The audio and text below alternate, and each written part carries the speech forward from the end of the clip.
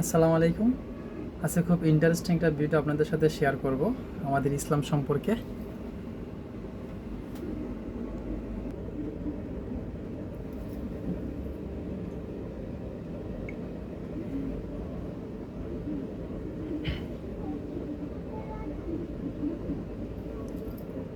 How thrilled I am to work with you, and I can't wait to get started. So what's the game plan? Hi ChatGPT.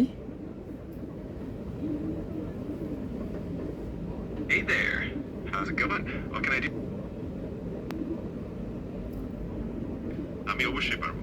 তুমি যখনই প্রস্তুত তখনই প্রশ্ন করো। আমি যতটা দ্রুত সম্ভব উত্তর দেওয়ার চেষ্টা করব। আচ্ছা, তুমি কি বলতে পারো পৃথিবীর প্রাচীনতম ধর্মের নাম কি? পৃথিবীর প্রাচীনতম ধর্মগুলির মধ্যে হিন্দু ধর্মকে অনেকেই প্রাচীন বলে মনে করেন, যার ইতিহাস প্রায় 4000 বছরেরও বেশি পুরনো। এছাড়া জৈন ধর্ম এবং জোরাস্ট্রিয়ানিজমও বেশ প্রাচীন ধর্মের মধ্যে পড়ে। আচ্ছা, তো তুমি কি মুসলমান ধর্মের হযরত ঈসা আলাইহিস সালামকে চেনো? হ্যাঁ, অবশ্যই জানি। মুসলিম ধর্মে হযরত ঈসা আলাইহিস সালাম কে প্রফেট বা নবী হিসেবে মানা হয় এবং তার গুরুত্ব অনেক বেশি। ইসলাম ধর্মে তাকে শ্রদ্ধার সাথে স্মরণ করা হয়। তো ঈসা আলাইহিস সালাম পৃথিবী থেকে চলে গেছে কত বছর আগে বা কত খ্রিস্টাব্দে আগে তা বলতে পারো? আনুমানিক ভাবে বলা হয় যে হযরত ঈসা আলাইহিস সালাম প্রায় 2000 বছরেরও একটু বেশি আগে পৃথিবী ছেড়েছিলেন। তবে এই তারিখটা মোটামুটি অনুমান নির্ভর, কারণ ইতিহাসে কিছু অমিল আছে। আচ্ছা, তুমি কি বলতে পারো যে মুসা আলাইহিস সালাম কত বছর আগে পৃথিবী থেকে চলে গেছে?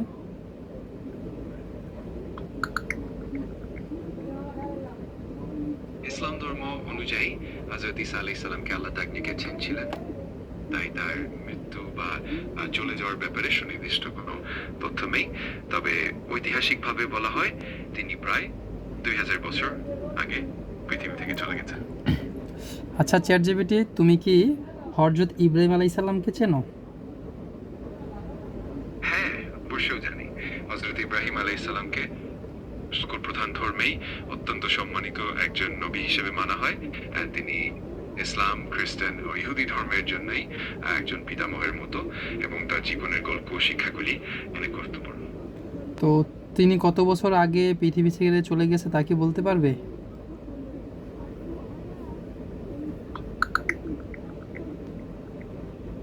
হযরত ইব্রাহিম আলাইহিস সালামের মৃত্যুর সুনির্দিষ্ট তারিখে জানা না গেলেও ঐতিহাসিক ও ধর্মীয় সূত্র অনুযায়ী তিনি প্রায় 2000 বছর আগে পৃথিবী ত্যাগ করেছেন।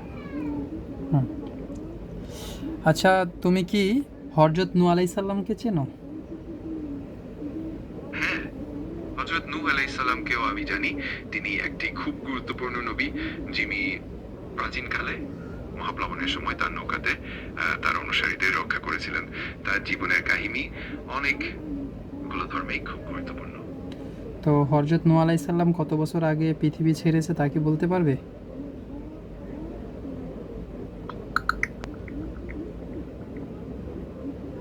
হযরত নূহ আলাইহিস সালামকে মৃত্যুর সুনির্দিষ্ট তারিখ জানা না গেলেও ইসলামীয় ইতিহাস অনুযায়ী তিনি প্রায় 950 বছর বেঁচে ছিলেন। এই অনুযায়ী তার পৃথিবী ছেড়ে যাওয়া সময়কালও আনুমানিক অনেক পুরনো। হুম।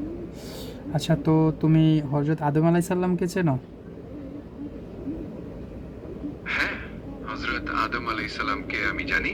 তিনি ইসলামের মতে প্রথম মানুষ এবং মানব জাতির পিতা হিসেবে বিবেচিত হন। তার জীবনের কাহিনী ও তার অবদান অনেক ধর্মীয় শিক্ষার অংশ। তো আদম আলাইহিস সালাম কি পৃথিবীর প্রথম পুরুষ? ঠিকই বলেছেন। ইসলামের দৃষ্টিকোণ থেকে হযরত আদম আলাইহিস সালামই পৃথিবীর প্রথম মানুষ এবং প্রথম পুরুষ হিসেবে বিবেচিত হন। তার মধ্যে দিয়েই মানবজাতি শুরু হয়। তো তার মধ্যে যদি মানবজাতি শুরু হয় আর আদম আলাইহিস সালাম যদি প্রথম পুরুষ হয়, তাহলে হিন্দু ধর্ম প্রাচীন ধর্ম কিভাবে হয় তুমি কি বলতে পারো? এটা একটা খুবই ভাবনাযোগ্য প্রশ্ন। ধর্মীয় দৃষ্টিকোণ থেকে ভিন্ন ভিন্ন মত রয়েছে। ইসলামে আদম আলাইহিস সালামকে প্রথম মানুষ হিসেবে মানা হয়, কিন্তু অন্যান্য ধর্ম বিশ্বাসে মানবজাতির ইতিহাস আলাদাভাবে বিবেচিত প্রতিষ্ঠিত হয়। হিন্দু ধর্মে যেমন ব্রহ্মা বা অন্য দেবতাদের মধ্যে মানবজাতির শুরু বলে মানা হয়, তাই এই বিষয়টি ধর্মীয় দৃষ্টিকোণে আলাদা আলাদা। তবে সব ধর্মেই মানবজাতীয় ইতিহাসই গুরুত্বপূর্ণ। তবে তোমার মতে কি মনে হয় যে প্রথম ধর্ম মানুষ কি হতে পারে, বা এটা আসলে অনেকটাই দৃষ্টিভঙ্গির ব্যাপার, এবং বিভিন্ন ধর্ম ও সাংস্কৃতিক পরিপ্রেক্ষিতে এই প্রশ্নের উত্তর ভিন্ন হতে পারে। অনেকেই মনে করেন যে সব মানুষেরই একটা আদি ধর্ম ছিল, যা পরে বিভিন্ন রূপে বিকশিত হয়েছে। আবার অন্য অনেকের মতে ধর্মের ধারণা ও বিশ্বাস মানুষের সামাজিক ও সাংস্কৃতিক বিকাশের সাথে পরিবর্তিত হয়েছে। তাই এটা নির্দিষ্টভাবে বলা কঠিন, তবে এটা একেবারেই একটি চমৎকার ভাবনা। তো তুমি তো কিছুক্ষণ আগে বললে যে আদম আলাইসাল্লাম পৃথিবীর প্রথম পুরুষ, মানে মুসলমান জাতির। তো এটা কি এরকম হয় না যে পৃথিবীর সৃষ্টির শুরুতে আদম আলাইসাল্লামকে পৃথিবীতে প্রেরণ করা হয়েছে? হ্যাঁ, অনেক ধর্মীয় বিশ্বাসে এটা বলা হয় যে আদম আলাইহিস সালামকে প্রথম মানুষ হিসেবে পৃথিবীতে পাঠানো হয়েছিল, এবং সেই সাথে ইসলাম ধর্মের ধারণা অনুযায়ী প্রথম নবীও তিনি। এর মাধ্যমে মানব জাতির শুরুটা একটি নির্দিষ্ট ধারায় বোঝানো হয়। অন্য দর্শন বা ধর্মে এর ব্যাখ্যা আলাদা হতে পারে, তবে এই ধারণাটি ইসলামের দৃষ্টিকোণ থেকে খুব গুরুত্বপূর্ণ। আচ্ছা, চ্যাটজিপিটি, তোমাকে ধন্যবাদ, তুমি আমাকে তোমার মূল্যবান সময় দেওয়ার জন্য। তুমি আমাকে সময় দেওয়ায় ধন্যবাদ। যে কোনো সময় তোমার যদি আর কোনো প্রশ্ন থাকে বা কথা বলতে ইচ্ছা করে, আমি এখানে আছি। ভালো থেকো। ঠিক আছে।